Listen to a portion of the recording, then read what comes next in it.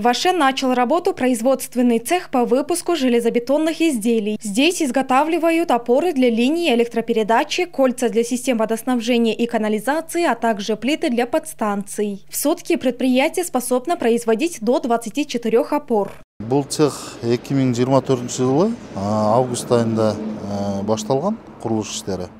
На строительство национальная электрическая сеть Кыргызстана выделила 31 миллион сомов. В цехе выпускают 3 вида электрических опор. В сварочном отделении изготавливают более 10 видов траверсов, а также шкафы и ограждения для КТП. Оборудование завезено из России. Качество продукции соответствует всем стандартам.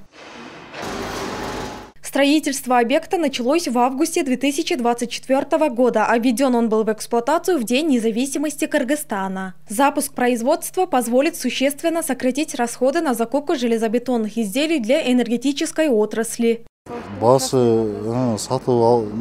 Если раньше все закупалось, то теперь благодаря собственному производству стоимость каждого столба стала ниже на 3-4 тысячи сомов. Для работников предусмотрены душевые и кухня. В планах открыть дополнительно 5 штатных единиц. В цехе по изготовлению железобетонных изделий установлены роботы, которые значительно облегчают труд рабочих. Предприятие сможет производить 4800 электрических опор и 100 шкафов для подстанций в год.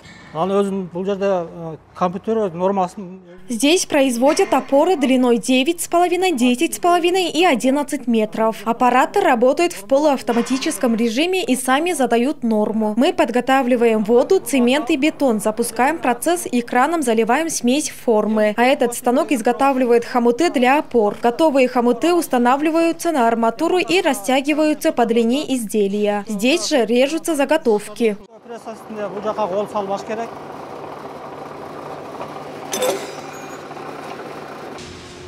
На заводе также функционирует сварочный цех, благодаря чему весь цикл производства сосредоточен в одном месте.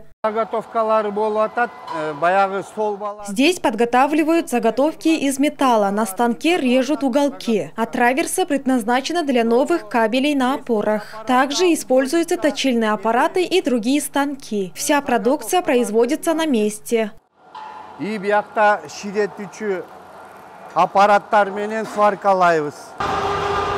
Отметим, что данный объект вошел в число 100 объектов, введенных в эксплуатацию по стране в этом году. В энергетической отрасли их открыто 10.